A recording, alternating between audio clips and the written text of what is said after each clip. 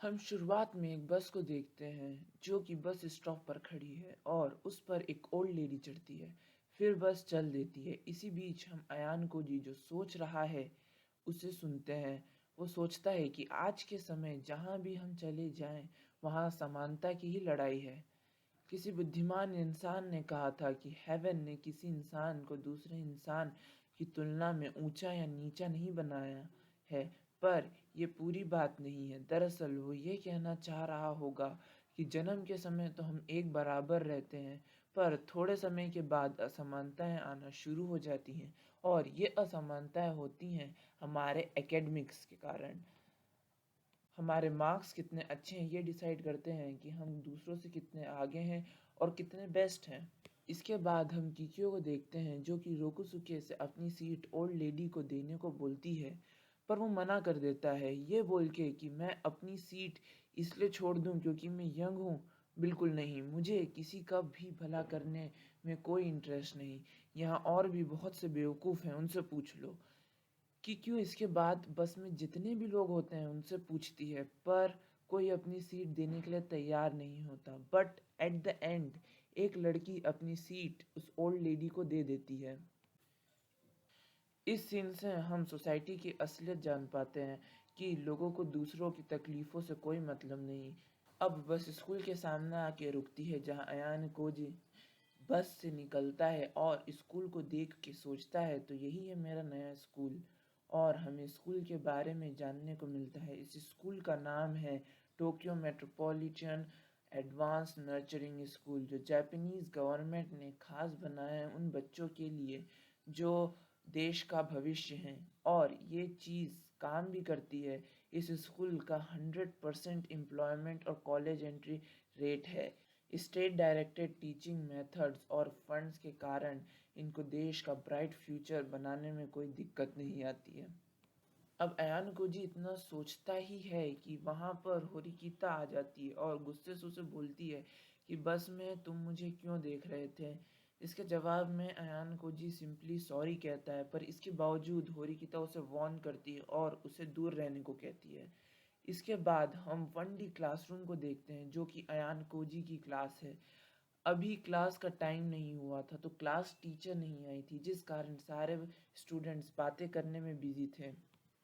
तो उनमें से एक स्टूडेंट कहता है कि क्यों ना हम सभी अपना अपना इंट्रोडक्शन पूरी क्लास को दें ताकि हम एक दूसरे को और अच्छे से जान पाएँ। और वैसे भी हमारी टीचर अभी आई नहीं है, जिस पर सभी एग्री करते हैं। वो स्टूडेंट सबसे पहले अपना इंट्रोडक्शन देता है। वो अपना नाम हिराता योसुके बताता है। वो सभी को कहता है कि उसे योसुके ही बुलाएं, कोई फॉर्मेलिटी की ज़रूरत नहीं। इसके बाद किकियो अपना इंट्रोडक्शन देती है और बोलती है कि मेरा ड्रीम है कि मैं क्लास के सभी स्टूडेंट से दोस्ती करूं, जो कि बहुत अजीब ड्रीम था, पर सबके अपने अपने ड्रीम होते हैं। ऐसे ही एक के बाद एक सभी अपना इंट्रोडक्शन देते हैं और फाइनली अयान कोजी की बारी आती है, पर वो अपना इंट्रोडक्शन सही से नहीं दे पाता, जिस कारण पूरी क्लास उसे अजीब तरीके से देखने लगती है। बट इसके बावजूद सभी उसके लिए तालियां बजाते हैं, पर होरिकिता हंसती है। अब ये सब चल ही रहा होता है कि इनकी क्लास टीचर भी आ जाती हैं। वो अपना इंट्रोडक्शन देती हैं, वो अपना नाम बताती हैं और सारे इम्पोर्टेंट इंस्ट्रक्शन देना शुरू करती हैं। वो कहती हैं कि आने वाले 3 सालों तक कोई क्लास चेंज नहीं कर सकता। अब 3 सालों तक तुम सब मेरी रिस्पॉन्सिबिलिटी हो, जब तक तुम्हारी ग्रेजुएशन नहीं हो जाती। अब इनकी क्लास टीचर इन्हें बताती हैं कि इस स्कूल के कुछ यूनिक रूल्स हैं। सभी स्टूडेंट्स डॉर्म में रहेंगे और सभी का बाहरी दुनिया से संपर्क लिमिटेड रहेगा, क्योंकि इस स्कूल में वो सारी फैसिलिटीज़ है जो कि एक इंसान को जीने के लिए चाहिए। इस स्कूल में हर तरीके के ऐशो आराम हैं। यहाँ पर मॉल, सिनेमा से लेके हर चीज़ अवेलेबल है। अब इसके बाद वो बताती हैं कि यहाँ पर अगर कोई भी चीज़ खरीदनी है तो तुम्हें अपने पॉइंट्स का यूज़ करना पड़ेगा, पर नॉर्मल करेंसी यहाँ पर काम नहीं करेगी। तुम्हें हर महीने पॉइंट्स मिलेंगे और हर पॉइंट की कीमत लगभग 1 येन के बराबर है। सभी चेक कर सकते हैं कि उनके अकाउंट में 1 लाख पॉइंट्स हैं और यह बात ध्यान रखना, तुम्हें वही मिला है जिसके तुम हकदार हो। ये वैल्यू तुम्हारी इस स्कूल में होने के कारण है और तुम्हें वही मिलेगा जिसके तुम हकदार हो।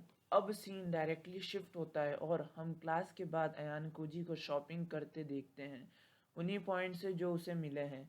और वो पॉइंट्स एग्जैक्टली वैसे ही काम कर रहे थे जैसे नॉर्मल करेंसी काम करती है। पर वो सोचने लगता है कि एक क्लास में 25 स्टूडेंट्स हैं और 4 क्लासेस हैं ग्रेड्स के हिसाब से, तो कुल मिलाकर हम 300 हैं। तो इस हिसाब से सालाना खर्च हुआ 3 करोड़ 60 लाख का, जो कि एक बहुत बड़ा अमाउंट है। और ये बहुत ही ऑड है कि हर एक स्टूडेंट को 1 लाख येन के बराबर पॉइंट्स और इतना पैसा आखिर में मिल कैसे सकता है। और सही में ये बहुत ही ऑड है। अब वो इतना सोचता ही है और उसके बाद जब वापस से देखता है अपने आसपास तो उसका ध्यान होरिकिता पे जाता है, जो कि बाय कोइंसिडेंस वहीं पर थी और शॉपिंग कर रही थी। पर उसे बहुत ऑड लगता है क्योंकि होरिकिता जो शॉपिंग कर रही थी उसमें वो सिर्फ जो फ्री प्रोडक्ट्स थे उन सिर्फ उन्हें ही ले रही थी। अब उसे देख होरिकिता भी कहती है फिर से कोइंसिडेंस, जिसका जवाब अयान कोजी कहता है हाँ शायद। अब अयान कोजी उससे पूछता है कि तुम फ्री प्रोडक्ट्स क्यों ले रही हो जबकि तुम कुछ अच्छे प्रोडक्ट्स ले सकती हो, इतनी भी कंजूसी क्यों। तो इसका जवाब होरिकिता देती है कि क्या तुम्हें कुछ अजीब नहीं लग रहा, कोई भी स्कूल कैसे इतना पैसा बच्चों को दे सकता है और हम ऐसा कुछ खास काम भी नहीं कर रहे हैं। जिसका मतलब था कि होरिकिता को भी ये बहुत ऑड लग रहा था। अब मौका देख अयान कोजी होरिकिता से उसका नाम पूछता है, पर होरिकिता कहती है कि मैं नहीं बताऊं तो तुम्हें उससे कोई प्रॉब्लम है, जिसका जवाब अयान कोजी ये देता है कि हाँ थोड़ा ऑकवर्ड तो होगा अगर कोई मुझसे पूछे कि तुम्हारे साइड में जो लड़की बैठती है उसका नाम क्या है और मैं बता नहीं पाऊँ। तो फाइनली होरिकिता उसे अपना नाम बता देती है। अब यहाँ तक हम समझ चुके थे कि होरिकिता को लगता है कि अयान कोजी उसके करीब आना चाह रहा है और उसका फ्रेंड बनने की कोशिश कर रहा है। पर होरिकिता अकेले रहना चाहती है, उसे और कोई नहीं चाहिए। अयान कोजी तो फ्रेंड्स बनाने में कमज़ोर था, पर होरिकिता तो एक फ्रेंड्स बनाना ही नहीं चाहती थी। अब अगले दिन हम देखते हैं कि अयान कोजी अपनी सीट पर बैठा है और दूसरों को देख रहा है कि कैसे वो अपने पॉइंट्स, गैजेट्स, कपड़े और दूसरी चीज़ों में बर्बाद कर रहे हैं। और उसके साइड में होरिकिता फिर से अकेली बैठी है। अब वो उठ के कैफेटेरिया की ओर जा ही रहा होता है कि उसे कीकियो उस रोक लेती है और उसे उसकी हेल्प करने को कहती है। अब सीन शिफ्ट होता है और हम देखते हैं उनकी नॉर्मल क्लासेस, जो कि काफ़ी एबनॉर्मल थी। टीचर पढ़ा रही है पर कोई सो रहा है, कोई मांगा पढ़ रहा है और टीचर को भी कोई मतलब नहीं। बेल बजने पर टीचर बिना कुछ बोले ही चली जाती है। मानो ऐसा लग रहा था कि टीचर को सिर्फ अपने काम से मतलब है और किसी चीज़ से नहीं। अब क्लास ख़त्म होने के बाद जब अयान कोजी अपना बैग पैक कर रहा होता है तो वो होरिकिता से कैफेटेरिया चलने का पूछता है, जिस पर होरिकिता कहती है कि अगर तुम मुझको अपना असली मोटिव बताओगे तभी मैं चलने के लिए तैयार होंगी। तो अयान कोजी सिंपली कहता है कि बस इसलिए कि वहाँ पे अकेले जाने में मेरे को बड़ा अजीब लगता है, ऐसा लगता है जैसे वहाँ पे कोई अकेला लड़का जा ही नहीं सकता, क्योंकि वहाँ पे मोस्टली सबका कोई ना कोई पार्टनर रहता है। तो फाइनली होरिकिता उसके साथ चलने को तैयार हो जाती है।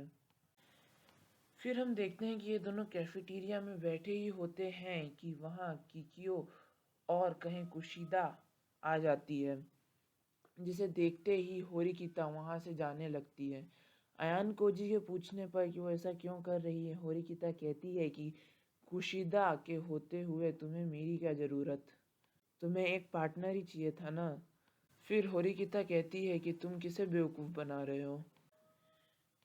क्या ये अजीब नहीं है कि क्लास ख़त्म होने के बाद हम यहाँ आए तो यहाँ दो लड़कियाँ बैठी थी जो हमारे आते ही यहाँ से उठ के चली गई, मतलब वो कुछ मिनटों पहले से ही बैठी थी।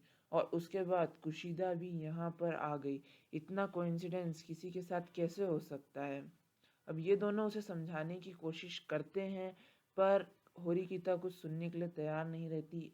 And at the and in दोनों को मानना पड़ता है कि हाँ, ये सब प्लान्ड था और ये जानबूझ के किया था। कुशीदा होरिकिता से कहती है कि यह हमने इसलिए किया ताकि मैं तुमसे दोस्ती कर सकूं। तुम सिर्फ अयान कोजी से बात करती हो और किसी से तुम्हारी फ्रेंडशिप नहीं है, और जैसा कि तुम्हें पता है कि मेरा सपना है कि मैं सभी से दोस्ती करूं, तो तुम प्लीज़ मेरी दोस्त बन जाओ।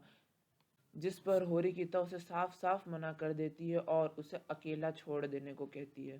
इन सभी चीज़ों के बाद जब अयान कोजी अपने रूम में बैठा था, तो वो फिर इस बात पे सोचता है कि ऐसा कैसे हो सकता है, कोई भी स्कूल इतना लीनियंट कैसे हो सकता है, वो बच्चों को इतना पैसा दे रहा है खर्च करने के लिए और कोई रोक टोक नहीं, जो चीज़ चाहो यहाँ पे अवेलेबल है। यहाँ पे सिनेमा है, यहाँ पे महंगे महंगे पार्लर हैं, यहाँ पर बहुत ही अजीब चीज़ें होती हैं। इसके बाद हम फिर से पूरी क्लास को देखते हैं जो कि परेशान है, क्योंकि 1 महीना पूरा ख़त्म हो गया है, पर उनके जो पॉइंट्स हैं वो रिन्यू नहीं हुए। सभी बोलते हैं कि हमें पॉइंट्स नहीं मिले हैं। तो मिस साई कहती हैं कि कुल मिलाकर 98 एब्सेंट्स, 391 केसेस जो रिपोर्ट हुए हैं क्लासरूम में मोबाइल यूज़ के। तुमने शायद ही रूल्स और रेगुलेशंस पर ध्यान दिया हो। बहुत इम्प्रेसिव परफॉर्मेंस है तुम सभी का इस महीने का, और तुम्हें तुम्हारे ग्रेड्स और परफॉर्मेंस के हिसाब से तुम्हें वही पॉइंट्स मिले हैं जिसके तुम हकदार हो, वो हैं 0। तुम सब क्या बेवकूफ़ हो कि कोई स्कूल तुम बच्चों को इतने पॉइंट्स ऐसे ही देगा? क्या तुम्हें ज़रा सा भी अजीब नहीं लगा? और अगर कोई डाउट था तो तुमने मुझसे पूछा क्यों नहीं? इस स्कूल के लिए तुम सभी सिर्फ कचरा हो और कुछ नहीं, इसलिए तुम सब की कीमत भी उतनी ही है। इस पर यह एपिसोड एंड हो जाता है और हम जान पाते हैं कि यहाँ पर कितना कंपटीशन है, और जो चीज़ शुरुआत में बहुत ही अच्छी लग रही थी, उसके पीछे की असलियत क्या है। अब अगली वीडियो में हम कैरेक्टर्स के बारे में और जानेंगे, क्योंकि जो जैसा दिखता है वैसा होता नहीं, और ये भी देखेंगे कि आखिर इस क्लास को कौन कौन सी प्रॉब्लम फेस करनी है और इन प्रॉब्लम का सॉल्यूशन कैसे होगा। So please stay tuned.